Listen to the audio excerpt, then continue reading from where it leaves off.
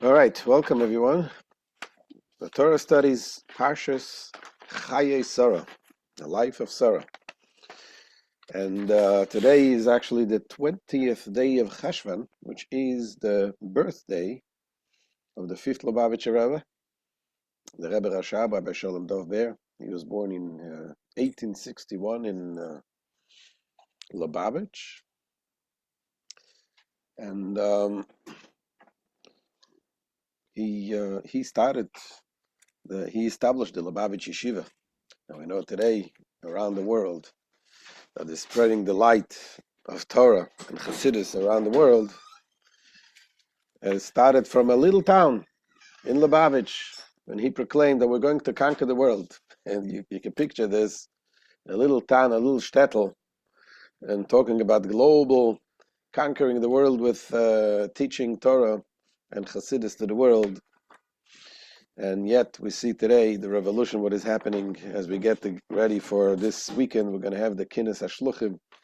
Thousands and thousands of the Rebbe's emissaries from around the world get together in Crown Heights for a weekend, few days of convention, concluding with a banquet on Sunday. You're going to have 6,000 Jews in one room, some non-Jews also, and eating a beautiful banquet.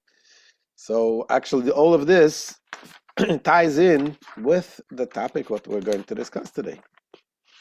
And that is the topic of today's class: buy local, reach global. Judaism is not just for Jews. And that is something that some may find it surprising. You know, we're Jewish, we already teach our children, our families, our communities, we take care of ourselves.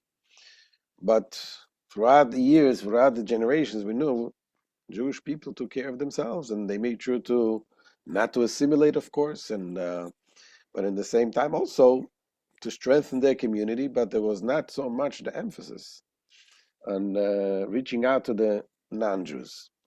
And today we're going to learn some fascinating stuff from this week's Torah portion. How really Judaism, of course, we have the Jewish people, we receive the Torah, but ultimately the purpose of receiving the Torah, the purpose of being Jewish, is in order to influence the entire world. And the entire world, Jews and non-Jews, should follow the ways of Hashem, the belief in God, and so on and so forth. So we start with an interesting story in the Parsha. We know the Parsha is called the Chayei Sarah, the life of Sarah, but yet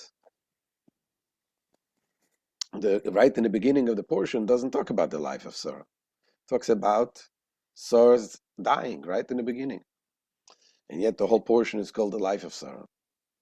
And the Rebbe explains because really what Sarah lived for, her legacy, came to fruition in this Torah portion. Yitzchak being married, a son, and so on, and building the family. But then we read also about the fact that after Sarah passing away, Avraham remarries. He remarries a woman made by the name Keturah, and he had 6 children with her. And so who is this Keturah? Some say that this was actually Hagar, the concubine, the Egyptian woman that was the mother of Ishmael. Other midrashim say different, but I'm not going to go into this. So let's see inside the verse first, and then we're going to talk about it.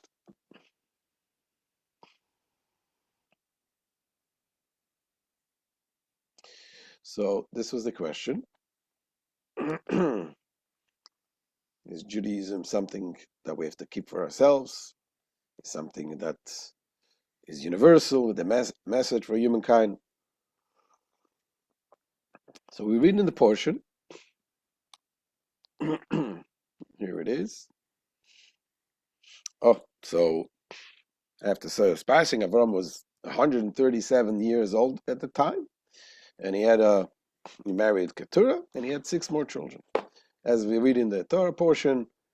And Avraham took another wife, and her name was Keturah, and she bore him Zimran, Yakshan, Medan, Midian, Yishbak, and Shuach. Okay? And what happens next? After these children grow up, the Torah tells us that Avraham gave everything what he owned. He gave to his son Yitzchak, and the other 6 sons, he gave them gifts, and he sent them away. He sent away those 6 sons of his. That's what we read in the Parsha. And he gave, that's in Genesis 25, verses 5 and 6.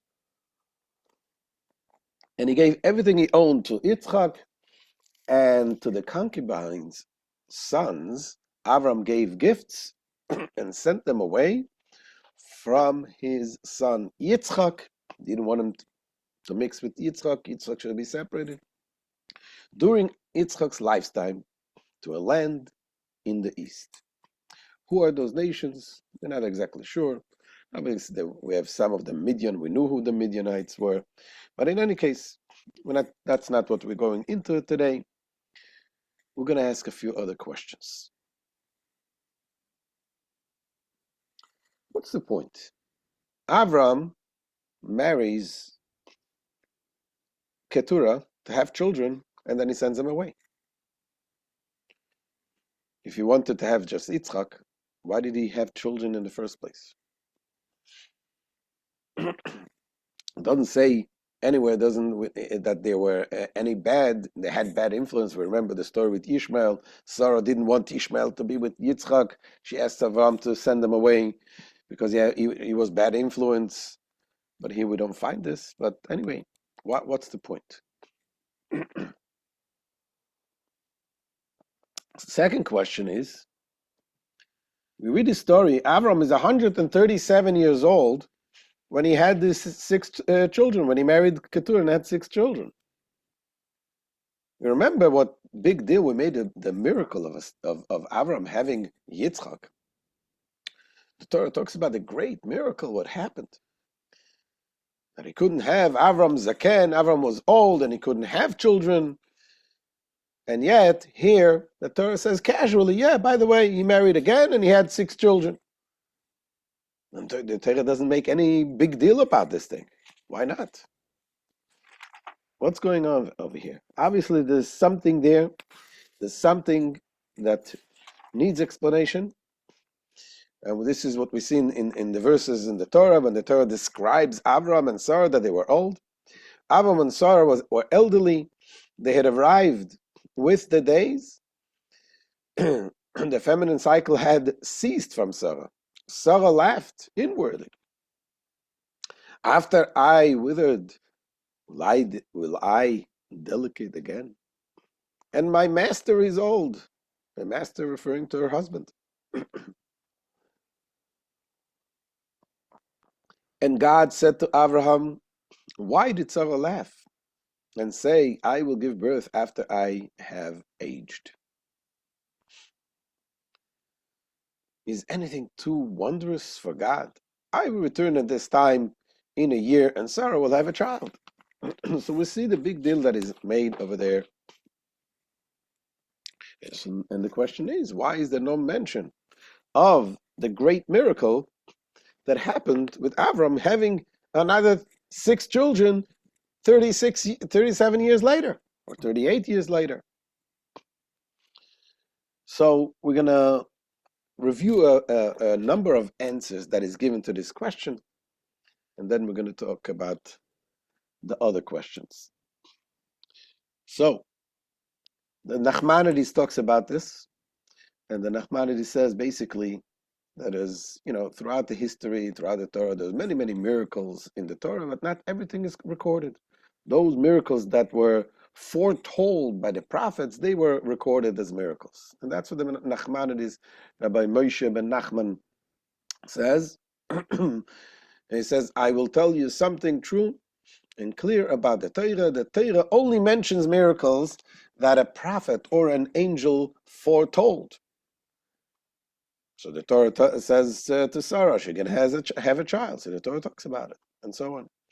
The Torah does not mention every miracle that occurred to assist a good person or punish a wicked person, and so on. I mean, if you think about it, throughout the Torah, there's so many miracles that is not even mentioned as miracles. So you have, for example, Yocheved, the mother of Levi. She had a child when she was 130 years. It also was not even mentioned. So many miracles in the Torah is not mentioned. Only those that are foretold by the prophets. That's what the way Nachmanides that Ramban explains. And there's another interesting answer given by the Netziv of Volozhin, Rabbi Naftali Tzvi Yehuda Berlin. So he was in the 18th century sage, and he says that Avraham was much older than he was at Yitzchak's birth. Nevertheless, this was not considered a miracle. And he says why? He says once the door was opened for Yitzchak's birth, and his body became capable of procreation, despite his advanced age, it remained that way for the rest of his life. So basically what he's saying is that the miracle was in the beginning. When at first, when Avram couldn't have children, he was too old for that, Hashem made a miracle that he can have children, and now it's already, you open the gate, you open the door, and that's why the Torah does not record the other miracle of the 6 children. Then there is a third explanation given by the Ger Rebbe. Has a little humor to it as well, and he basically said, you know, to have a child like Yitzchak, that doesn't come easy. To have a child like Yakshan, Midan, Medan, all these people, that this can go smooth. That's what he said, and this is recorded by Rabbi Noach Gad Winthrop, and he said as follows: during the visit to Yerushalayim, Rabbi Avraham Meir, the altar of blessed memory, the Rebbe of Ger Hasidic dynasty, and the author of the Imrei Emes. He was the father of the Beis Yisrael, if I'm not mistaken. Yeah. So he was once relaxing on a rooftop in his lodging on a hot summer day in Jerusalem, and he said that the Torah says, and Avraham took another wife, and her name was Keturah, and she bore him Zimran, Yakshan, etc. Before the birth of our patriarch Yitzchak, of blessed memory, his parents Avraham and Sarah underwent all kinds of difficulties, burdens, and sufferings. However, Avraham married Keturah easily, with no obstacles, after Sarah's passing. And who was born? A Zimran and a Yakshan. This teaches us that meriting a child like Yitzchak doesn't come easily. He said it in Yiddish. A Yitzchak zu haben kimtake unschwer. To have a Yitzchak, it comes on hard. It comes hard. You know, you to have a child like Yitzchak who would really be the one to incorporate the spiritual and the physical world together. A child like that takes miracles. It's not a normal, it's not a natural process. It's a big thing that to bring down Yitzchak to the world. So these are basically the 3 answers that we gave for the question. Why was the miracle of the fact that Avraham had 6 more children 38 years later was not recorded as a miracle? And we said those 3 answers. Number 1, the Torah only records miracles that were foretold by the angels and the prophets. Number 2, it was no longer miraculous because why? Avram's ability to have children already restored. And number 3, the Torah highlights miracles that reflect spiritual breakthroughs. And Yitzchak's birth marked such a moment. Keturah's children, though miraculous, did not. Okay. And now we're going to go to an explanation that the Rebbe gives. And the Rebbe really looks at the whole thing in a whole new light. The Rebbe's novelty, looking at things and seeing things as they change, then as they affect and change the world. So the Rebbe quotes first about the verse what it says in the Torah. Now when Yitzchak was born, Sarah called him Yitzchak. Avraham called him Yitzchak. But Sarah said that Yitzchak comes from the word tzchaik, laughter.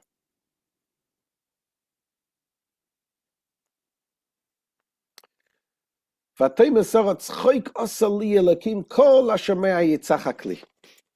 said that God gave me a reason to rejoice. Everyone who hears about this will rejoice with me. What does that mean? So Rashi says, what does it mean that everybody rejoiced when Yitzchak was born? Everyone rejoiced with him. What does it mean? So Rashi explains, many infertile women gave birth alongside Sarah. So what happened then, when Sarah became fertile, miraculously, that affected many other unfertile women as well, infertile women. Many ill people were cured on that day. Many prayers were answered alongside her prayer. Thus, there was much rejoicing in the world. So what happened when Yitzchak was born, it was really a watershed event. Yitzchak's birth was a watershed event for all humanity. It was a global miracle that sparked personal miracles in many people's lives. And why was that?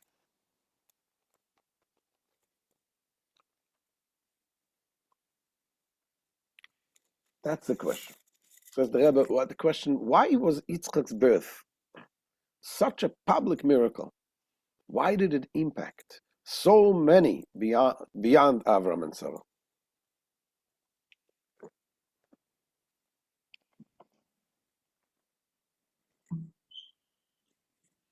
And number two, if it benefited others, why assume it led to more miracles? What's the reasoning behind it? Why assume that this miracle led to Avraham having 6 more children?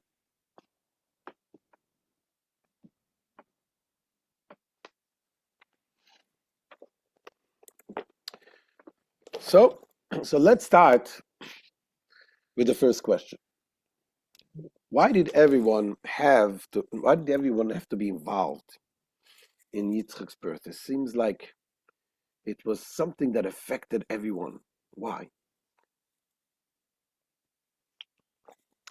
And here the Rebbe comes and teaches that Yitzchak's birth was the birth of the first Jew. Avram and Sarah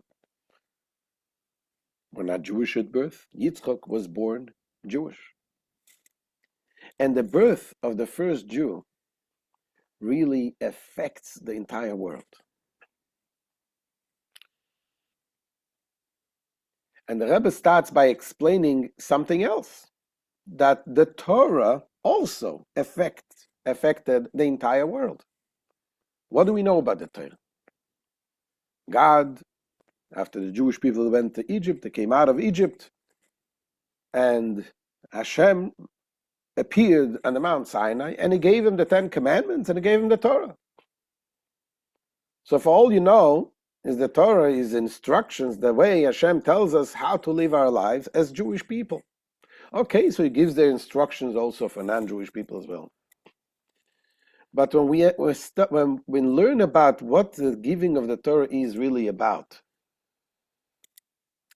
it seems like from all of the midrashim and the teachings that the Torah, the giving of the Torah really affected the entire world to the point that the world was not a stable world until the point that the Jewish people received the Torah. And there's an interesting Talmud that we bring here. When the Torah was given to the Jewish people, a great sound was heard from one end of the world to the other. This is from the Talmud in Zvachim. All the pagan kings trembled in the throne rooms and sang an ode to God, as it is written, and in his chamber everyone spoke of his glory. Then they gathered before Bilam, the wicked soothsayer, and asked, what is this incredible sound that we heard? Is the world being visited by a flood? He replied, it is written, God sat enthroned at the flood. God sat as king forever. God swore that he would never bring another flood to the world. So they replied, he might not bring a flood of water, but he might deluge the world with fire. As it is written, behold, God will contend with his adversaries with fire. So Bilam replied, God promised he would never destroy the world again. What then is this terrible sound we all heard? They asked. He replied, God kept a hidden delight in his treasure room for 974 generations before the world was created. He now seeks to give it to his children. As it is written, God will give strength to his nation. And they immediately replied, Hashem yevarech et amo b'shalom. God will bless his nation with peace. So that's from the Talmud. What do we see from this Talmud? How the nations of the world were so affected by the event of the Matan Torah, the giving of the Torah. It wasn't just an event for the Jewish people. And they didn't know what was happening. And at the moment when they heard that the Jewish people received the Torah, they blessed the Jewish people. They said, Hashem yevarech et amo b'shalom. Hashem will bless his people with peace. They said, Salam Aleikum, the nations of the world. So,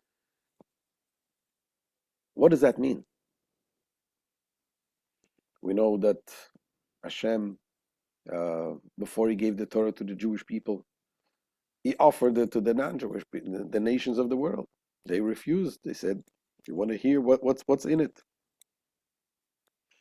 But then they were happy that the Jewish people received it.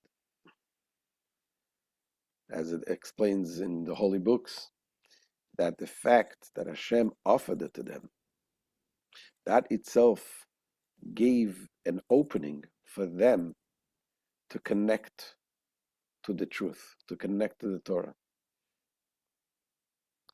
The way it was given through the Jewish people. The Jewish people received the Torah not in a way of asking what's in it, because their connection to the Torah is such a deep connection that Hashem elevated them and gave them that holy Torah, the words of Hashem. But the mission was to make the world a stable world, to make the world a world of peace, to make the world a world that knows Hashem.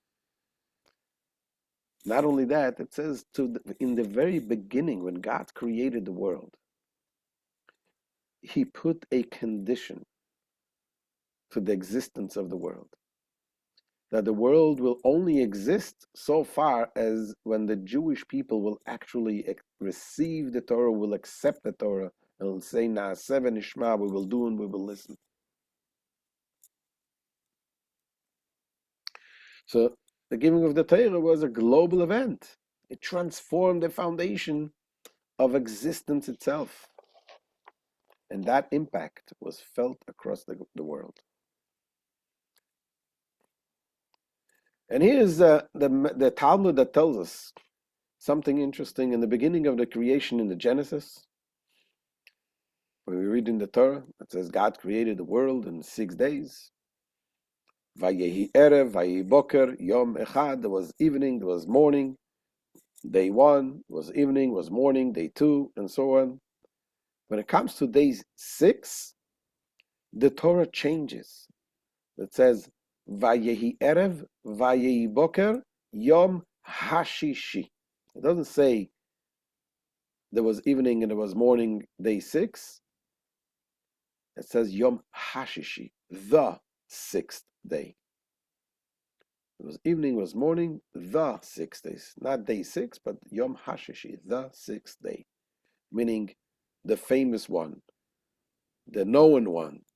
There is something about the 6th day that is known. And the Torah, right in Genesis, in the beginning, indicates that there is something about a sixth day. What is the 6th day? The Torah was given on the 6th day, says the Talmud. And it was evening and it was morning, the 6th day. Why is the 6th day preceded with the definitive article, whereas the other 5 days appear without the definitive article? Doesn't say the first day, the 2nd day, only by the 6th day. This is to teach us that God made a covenant with the works of creation and said to them, if the Jews accept the Torah on the 6th day of Sivan, you will exist. If not, I will return you to the primordial state of chaos and disorder. So this changed the entire universe. Until then, the world existed on chaotic foundations. Its endurance was murky for 2,448 years. So the history of the world was in limbo, so to speak. And when the Jews, only then, when the Jewish people received the Torah, and they accepted and they said, Na'aseh v'nishma, we will do and we will listen. So the giving of the Torah, this was not just the birthday of Judaism. This was essentially the birthday of existence. That means retroactively, the birthday of the universe was affirmed on the day when the Jewish people received the Torah. The entire existence of the world depended on the Jews accepting the Torah.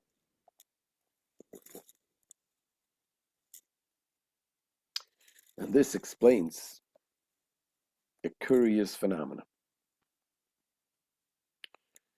We're familiar with there is the 7 Noahide laws, the 7 laws God gave to Adam, 6 laws he gave to Noah, the 7th law. And those are the laws that the whole world, the Gentiles, are instructed to observe. We have 613 laws, they have 7 laws. And these 7 laws, what is interesting, the Rambam tells us that these 7 laws, they need to observe, and they need to do it not just because it's moral to do it, and not only because God gave it to Adam and Noah, but because God instructed Moses by the Mount Sinai when he received the Torah, instructed Moses to guide and teach the world to keep those 7 laws. Why is that important to know? That part, that it is because God instructed to Moses. So here's the Maimonides. Maimonides says as follows: those who accept these 7 commandments are scrupulous about their observance are among the righteous Gentiles, the righteous Gentiles of the world, and have a portion in the world to come. However, this is only if they accept and fulfill them, because God commanded so in the Torah and informed us through our teacher Moses that the descendants of Noah were previously commanded to keep them. So the question is, why? Why is that important? Why should non-Jews observe the code?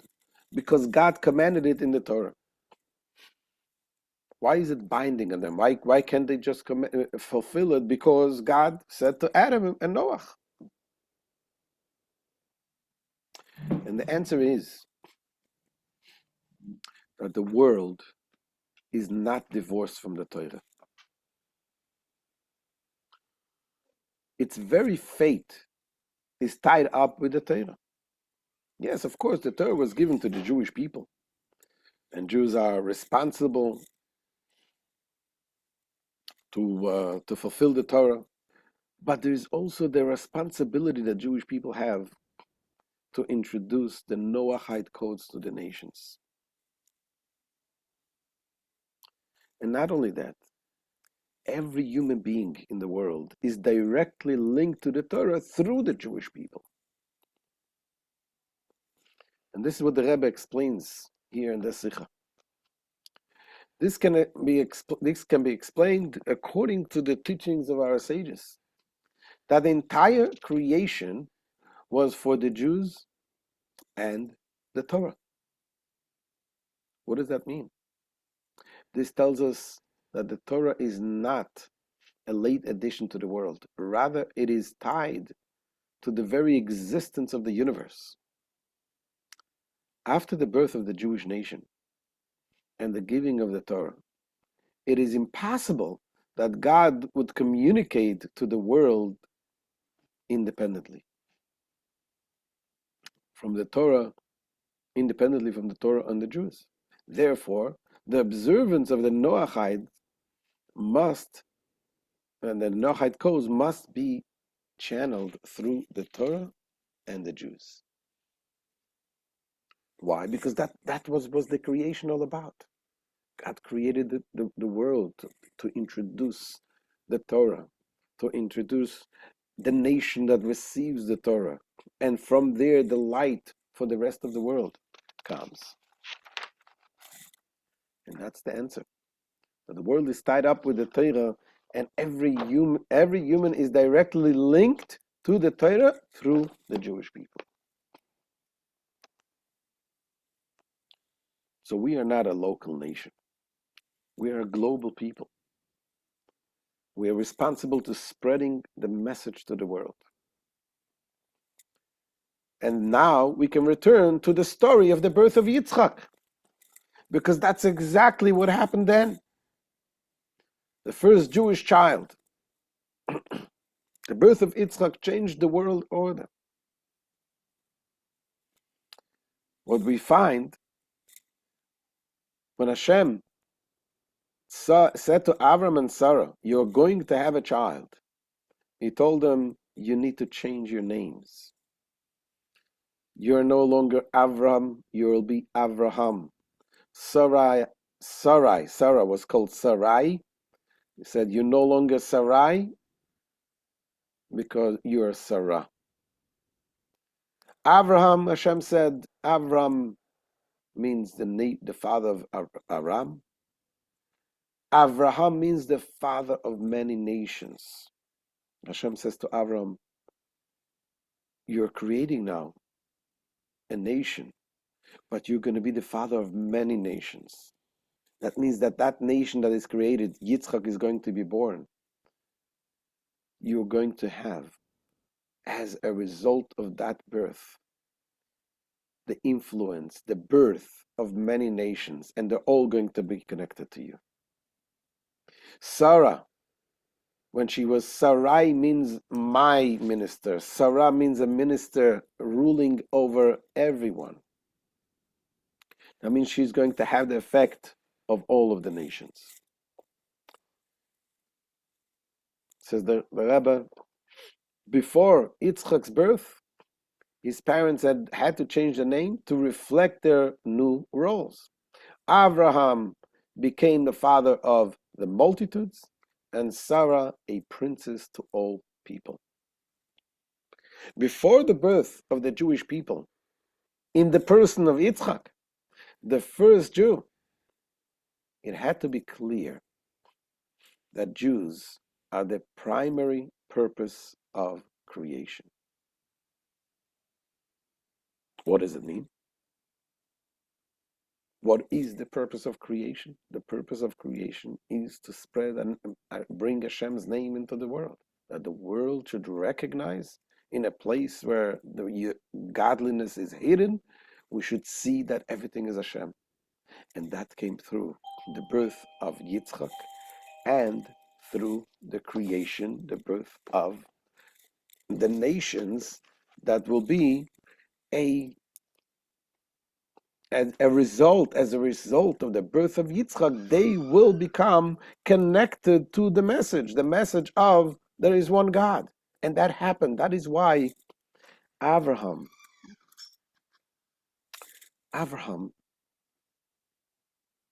had to have a child, Yitzchak, as a Jew, and then had to have the other children, which represents the nations of the world, that they all come from Avraham. And that explains also something very interesting. The Talmud tells us that when Yitzchak was a little baby, Avraham made a big feast and invited all the kings, the people, and many people were mocking him. Many leaders were mocking him. They said, Yitzchak is just an adopted child. They found a child in the street and they adopted him. So the Torah says, Heinika banim Sarah. Sarah nursed children. What does that mean? She nursed children? She had only one child. So the Talmud tells us that at that time they made a big feast in the day that Avraham Yitzchak, say it was 24 months at that time, and the women, those who had the babies, they brought their babies, and Sarah nursed their babies, all of their babies. That's what the Talmud tells us. The day that Avraham weaned his son Yitzchak, he made a grand celebration. All the nations gossiped and said, "Did you see the old man and woman who found the baby on the street, took him and claimed him for their own?" Not only that, but they also threw a great party to affirm that claim. Our patriarch Avraham went and invited all the generation's leaders, and our matriarch Sarah invited the wives. Each of these women brought their baby along, but did not bring their wet nurse. A miracle occurred. Sarah's breasts opened like two well springs, and she nursed all the babies. Why? To prove to them that she was the real mother. She was able to nurse them. Now let me ask you a simple question. Why did she have to nurse all the babies? To prove that she's the real mother, all she had to do is to show them how she nurses her own son, Yitzchak. Or if you want more, nurse a few of them. Why is it that she nursed all the babies? Obviously, there is something deeper there. And the depth of it is because that's exactly what happened at that point. This is a watershed event. The birth of Yitzchak is the birth where the nations of the world were born. The birth of Yitzchak was the birth of the new nation that will bring godliness into this world. Sarah went and nursed all of their babies. Avraham later became, after Sarah's death, became married and became a father of 6 nations, of 6 children. Says the Rebbe, this was not an additional miracle to the birth of Yitzchak. This was a continuation and result of the miracle of Yitzchak's birth. The miracle of his birth was never intended to be Avram's and Sarah's private affair. It was designated from the beginning as a global affair. For Yitzchak to be born, God changed his parents' name and made Avraham the father and Sarah the princess of the entire world. As a result, when the miracle occurred, it automatically impacted the whole world and everyone in it. The entire order of nature changed for all nations.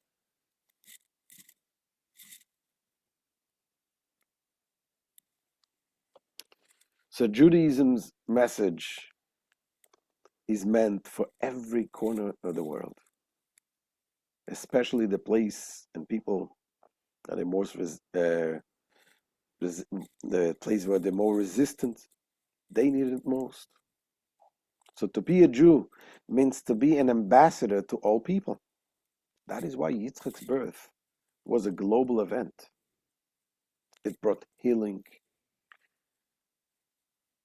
It brought happiness to all. That was similar to what we said about the giving of the Torah. It brought happiness to the world.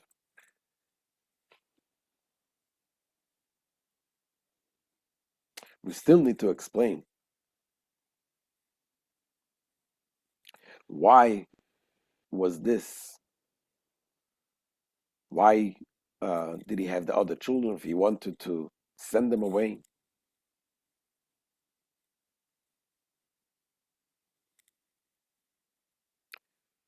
Says the Rebbe that for Avraham to start the nation and to start his mission and to be the father of all of the nations, he needed to have that there should be a connection, a direct link between him and the other nations. Says the Rebbe, the wonder and kindness God showed Avram when he fathered Yitzchak resulted in Avram having 6 more sons with Keturah. For Jews to be God's ambassadors to the world, non-Jews need to sense a connection with Jews. When God extended the miracle by enabling Avram to father non-Jewish nations, the nations realized that their primary purpose is intertwined with the Jews. Is this something that we can say today? If you look at history, really, that was an unbelievable success. What happened before Avraham, the paganism, where Avram was one and only Avram Ivri, Avram the Hebrew, was standing and against the whole world. And he was going, preaching and teaching. And after teaching for so many years, God said, that's it. Now it's time to build a nation that will be the ones who carry that message. And through them, every single person in the entire world will be connected to God, will be connected to the message, will follow the 7 Noahide laws. Because it was part of the giving of the Torah, which basically brought the world to its stability. And that happened through Avraham giving birth to Yitzchak first, focusing on educating his child, and then having the other 6 nations and sending them away. Yes, you're going outside. You're not going to be, it's not the same thing. You're not going to be with Yitzchak. Yitzchak has to be raised as a Jew by himself in the Holy Land. You're going to be where you need to be. But you will always remember that you came from me. You came from Avraham. By the way, they say that those 6 nations, they came from all 3 sons of Noah, Shem, Ham, and Japheth, which basically connect to the entire world. Now, are we doing this today? So Avraham had more children to create a connection between himself and the non-Jewish nations. Although he sent them away, their role was to carry his values, and show that even distant nations are still connected to him as a father of many nations. And the same miracles that enabled Yitzchak's birth also allowed Avraham to have more children later. So this answers the question, why was that miracle affecting the other miracle? Because it's not a separate miracle. It is one miracle. Hashem made a miracle that Yitzchak was there. Yitzchak was born. But Yitzchak's birth was not just the Yitzchak. Yitzchak's birth was the birth of a new world and new people. And as a result, that was supposed to affect the other nations. And that is why the other 6 children were part of that same miracle. So yes, of course, as Jewish people, yes, we need to be connected. We have our rules connected to the Torah, connected to our strict instructions that God gave us as Jewish people, what we should do, what we should not do. So it has a dual nature. We are distinct, but not detached. Our priority is the Jewish people, but our responsibility reaches way beyond every single human being. And those are the 7 laws, that we are commanded to teach the world. The Noahide laws: prohibition against idol worship, prohibition against illicit sexual relationships, prohibition against murder, prohibition against theft, and prohibition against blasphemy, prohibition against eating parts of animals while they are still alive, which some say it includes basically not to be cruel to animals in general. And finally, 7 is obligation to establish courts of justice. Those are the 7 laws that the world needs to know. Why aren't we doing this? We are doing this. Especially the Rebbe, while there was for many years, throughout the ages, it was dangerous, literally, for Jewish people to go and preach this kind of stuff. You couldn't say this in Christian or ancient Europe. You would be killed for telling them what to do. But today we live in a time where we're able to do it. The world has changed. Is there more work to do? Absolutely. But the fact that we are able to do it, so the Rebbe, with his vision, with his guidance, with his leadership of the Jewish people and the world at large, he guided us in the 1980s. The Rebbe spoke very much about it, how it is important for us to go and reach out for now that we're able to do it. This is a mission that we need to do, to reach out to our fellow. I want to share with you a video clip from there was a chaplain in the army. It was not Lubavitch, but he shared the story that the Rebbe guided him to do exactly that in the army. It's a 5 minutes clip. Let me share this. 1 second.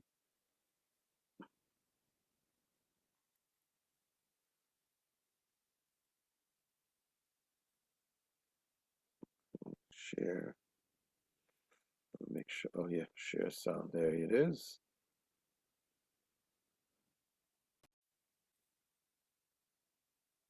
Dr. Israel Drazen is an author and former attorney at law. For over 3 decades, he served in the U.S. military, where he attained the rank of Brigadier General and served as Assistant Chief of Chaplains of the United States Army.